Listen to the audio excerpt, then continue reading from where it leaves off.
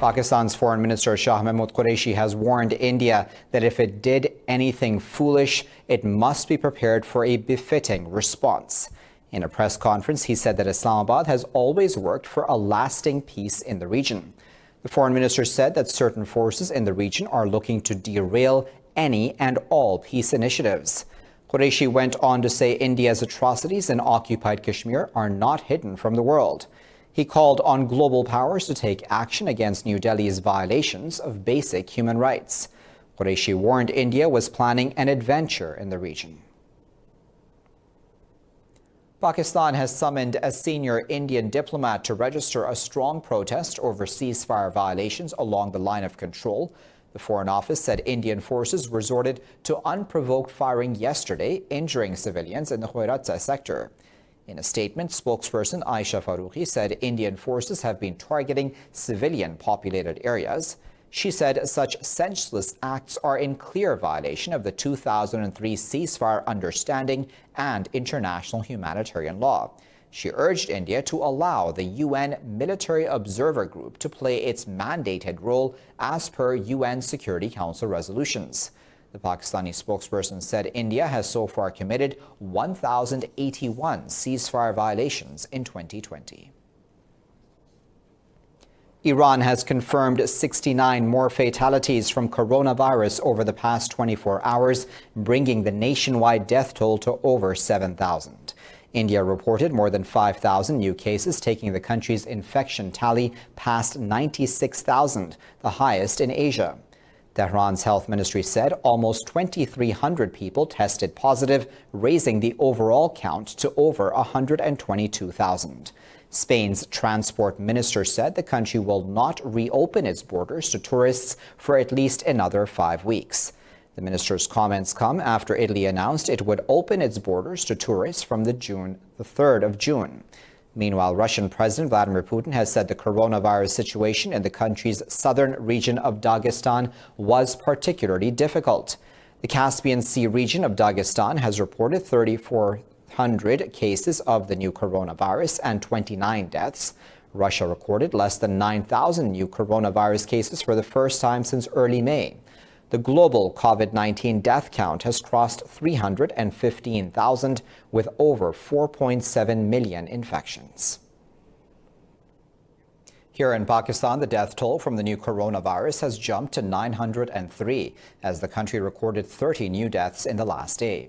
The health ministry said 1,947 more cases were reported, bringing the tally to 42,125. The health ministry said 11,922 patients of coronavirus have recovered so far.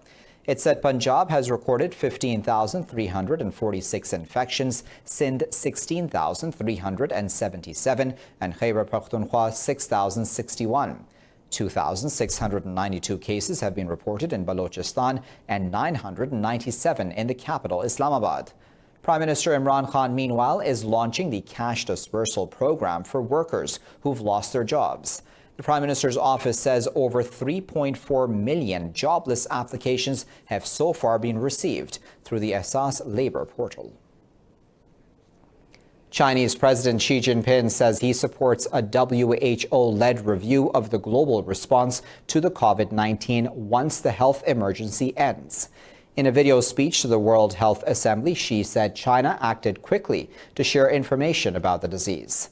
He also pledged $2 billion in financial support over the next 2 years to help other countries deal with the impact of the crisis. He stressed the need to uphold principles of objectivity and fairness in the probe. Xi said any vaccines developed against the disease by China will be made a public good. The U.S. has reportedly said that the COVID-19 originated in a laboratory in China's Wuhan, a claim which Beijing denies. The U.S. has also cut its funding for the global health body, accusing it of mishandling the crisis. Representatives from 194 WHO member states are now meeting virtually for the 73rd Annual Assembly. Libya's internationally recognized government says 3 civilians have been killed in an attack by Khalifa Haftar's forces in Tripoli's Garibaldi town. This comes as government forces claim to have captured the key Al-Watia airbase from Haftar's forces after 6 years. They've also taken control of heavy weaponry left behind by the LNA. Al-Watia is seen as a key airbase, second only to Mitiga Airport. It was captured in 2014 by Khalifa Haftar, who used it as one of his military headquarters. Libya's army says it has captured the key Al-Watia airbase from Khalifa Haftar's LNA forces after 6 years. The victory was announced by the media office of the government-led Burkan al-Ghadab, or the Volcano of Rage operation. Commander Osama al-Juwaili says GNA forces have also taken control of the heavy weaponry left behind. The move came after the Libyan army destroyed the LNA's 3 Pantsir-type air defense systems. Al-Watia is seen as a key airbase, second only to Mitiga Airport. It was captured in 2014 by Khalifa Haftar, who used it as one of his military headquarters.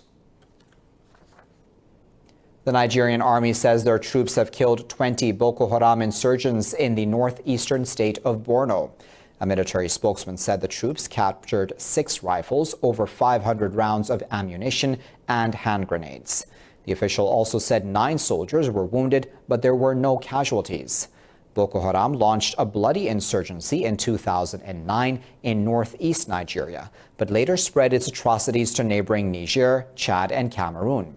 The UN says that more than 30,000 people have been killed in a decade of Boko Haram's terrorist activities in Nigeria. More than 26 million people in the Lake Chad region have been affected by the violence committed by the extremist group. The governor of Somalia's Mudug region has been killed along with 3 of his bodyguards in a suicide car bombing claimed by Al-Shabaab. Security official Musa Ahmed says more casualties are feared. In late March, the governor of Puntland was also killed under similar circumstances. Al-Shabaab, an Al-Qaeda affiliate, was driven out of Mogadishu in 2011 and lost most of its strongholds, but still controls vast swathes of the countryside. Its members have carried out numerous attacks in the capital and seek to overthrow the government in Mogadishu. In Sudan, 2 people have been shot dead by security forces in the capital Khartoum for violating the coronavirus curfew. In a statement, the army said a soldier manning a checkpoint in the Al-Daim neighborhood opened fire on 2 people on a rickshaw after they refused to stop. The statement said the soldier has been arrested and an investigation has been launched into the incident. The incident has triggered protests by hundreds of angry youth in the neighborhood. Locals say protesters set tires ablaze, chanting anti-army slogans, and called for bringing the killer to accountability. Sudan's health authorities have confirmed 105 deaths and more than 2,500 COVID-19 infections. In Afghanistan, 7 people have been killed in a suicide blast near the National Directorate of Security's Special Unit in Ghazni province. Medics said over 40 others have been wounded in that attack. Confirming the blast, the Interior Ministry said a religious center in Ghazni city was attacked. The spokesperson, Tariq Aryan, said details would be shared soon. Claiming responsibility, the Taliban spokesperson Zabiullah Mujahid said 56 soldiers were killed and 42 wounded in the blast. In a tweet, Zabiullah said the suicide bomber targeted the military base and barracks in the city.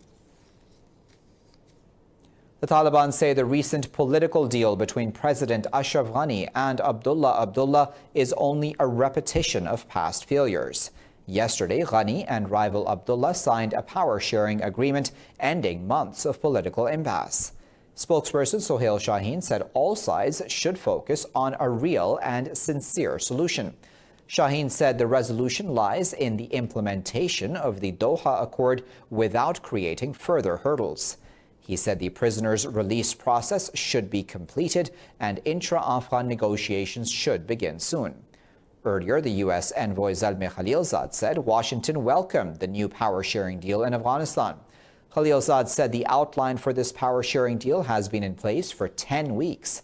He said that both leaders should not repeat mistakes in governance, as now is the time to resolve the conflict. Iran says the United States will soon be expelled from Iraq and Syria. In a video conference, Supreme Leader Ayatollah Ali Khamenei said Americans' actions led to them being abhorred by regional nations. He said Washington is a warmonger. It helps dictatorships, trains terrorists, and supports oppression unconditionally.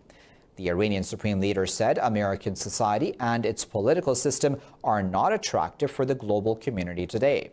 He said the U.S. is hated because of the behavior of its current officials, including the President and Secretary of State.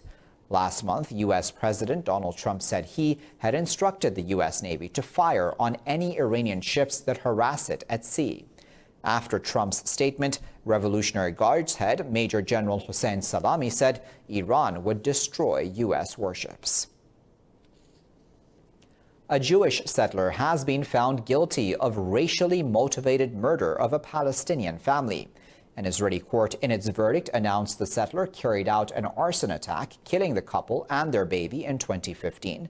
The court said the triple conviction of 25-year-old Amiram Ben Uliel carries a potential life prison sentence. Meanwhile, Ben Uliel claimed investigators forced him into making a false confession. Speaking to media, a lawyer for the convict said he would appeal the verdict in Israel's Supreme Court. I'll be back after this break with plenty more news. Stay tuned for that.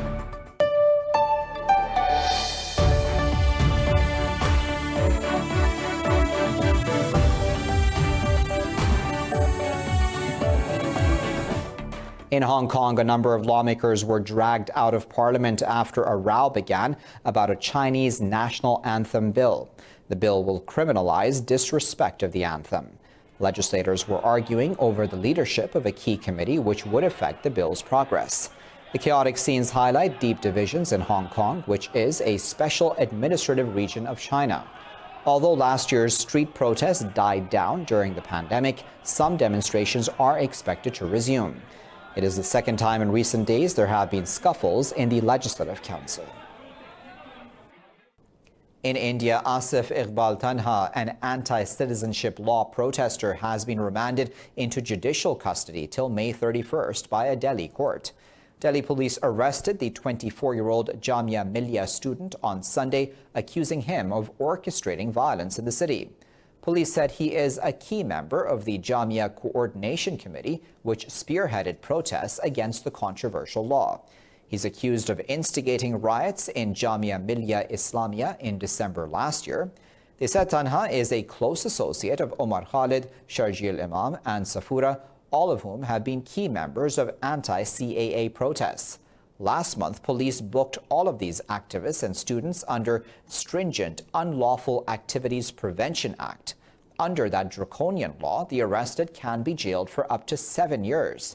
Most of the 83 people killed in nationwide unrest in opposition to the controversial citizenship law have been Muslims. U.S. Secretary of State Mike Pompeo warns China against threats to interfere with the work of U.S. journalists in Hong Kong. In a statement, Pompeo said any decision impinging on Hong Kong's autonomy can affect U.S. assessment of Hong Kong's status. Pompeo said these journalists are members of a free press and their valuable reporting informs Chinese citizens and the world. Earlier, Pompeo said the State Department was delaying a report to Congress assessing Hong Kong's autonomy under China. In recent months, Washington and Beijing have clashed over journalists working in each other's countries. In March, China expelled American journalists a month after the U.S. announced it would treat 5 Chinese state-run media entities as foreign embassies. In Canada, a pilot has died and another has been injured after an aerobatic Air Force jet crashed into a residential neighborhood in British Columbia. In a tweet, the Royal Canadian Air Force says the Snowbird jet crashed during a performance to salute public efforts against COVID-19. It said the injuries of the surviving member of the crash are not life-threatening. Witnesses said the pilot managed to eject from the plane with a parachute before the crash. The Snowbirds perform aerobatic stunts for the public similar to the Red Arrows in the UK and the US Blue Angels. Last year in October, a jet crashed into an uninhabited area before an air show in the US city of Atlanta after the pilot ejected. Now, at least 10 people have died after a boat capsized in the South Kivu province of the Democratic Republic of Congo. Officials said the ship was carrying 23 people, including 5 crew members, 13 of whom were rescued by police and local fishermen. Police said most of the victims were youth and children who hired the leisure boat for excursion. The fishermen were not very far when the boat capsized and rescued 10 people. Police said the survivors had been taken to hospital. Such accidents are common in the country, with boats often overloaded and lacking life vests. Survivors of the 1994 Rwandan genocide have demanded that its financier, Félicien Kabuga, should be tried in the African nation. Kabuga was arrested by French authorities in Paris on Saturday. In a statement, an umbrella organization of survivor associations, Ibuka, said Kabuga's arrest is an exciting information. It said Ibuka wishes that Kabuga can be brought to Rwanda for his trial and serve his sentence where he participated in those atrocities. The statement said the only good thing for survivors is to see those responsible for more than 1 million lives being held accountable. This, as the UN's International Residual Mechanism for Criminal Tribunals said that Kabuga will be tried from its headquarters in Tanzania's city of Arusha. The U.S. Air Force has successfully launched its Atlas V rocket, carrying an X-37B spaceplane for a secretive mission. The rocket was launched from Cape Canaveral a day after bad weather halted plans for a Saturday launch. The aircraft, also known as an orbital test vehicle, will deploy a satellite into orbit and also test power beaming technology. This is the plane's 6th mission in space. X-37B is a classified program and very little is known about it, but the Pentagon said it would test the effect of radiation on seeds and other materials. The launch was dedicated to frontline workers and those affected by the coronavirus pandemic. I'll be back after this break with business news. Stay tuned for that.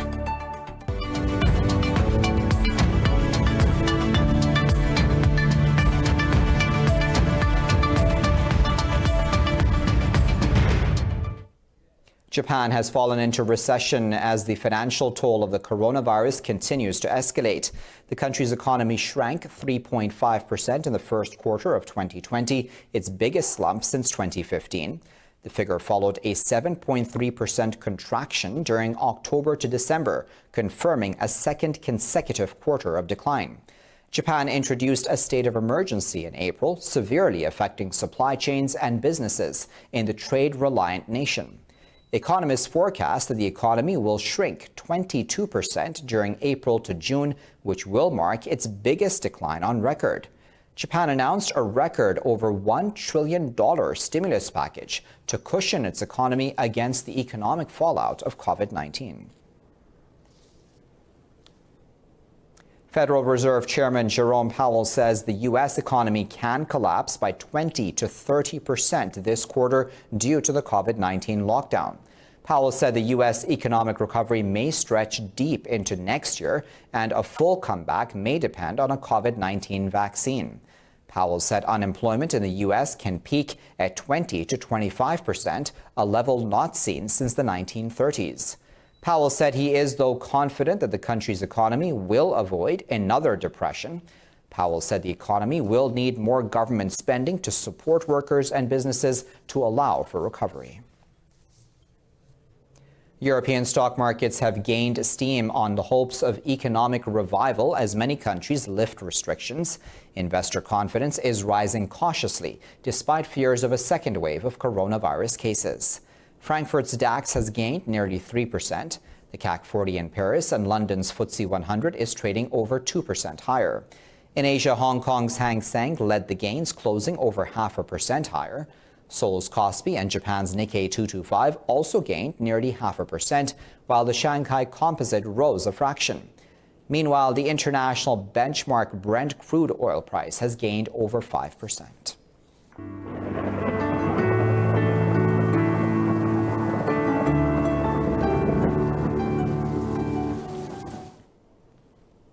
As Cyclone Amphan is expected to lash India's east coast this week, the government is evacuating thousands from the state of Odisha and has halted its port operations.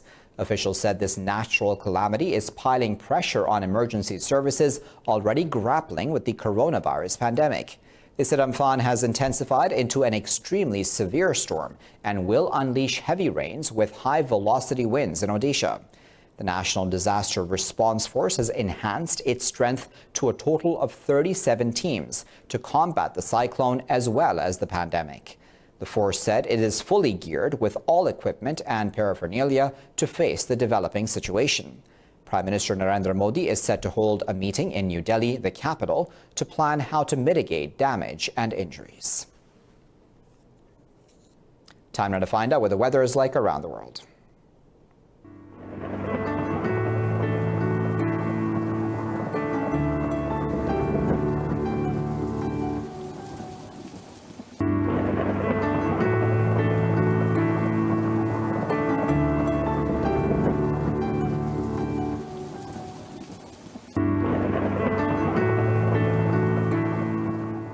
Now, for the latest updates on these and other stories, you can follow us on our social media at Indus.News. Thanks for watching.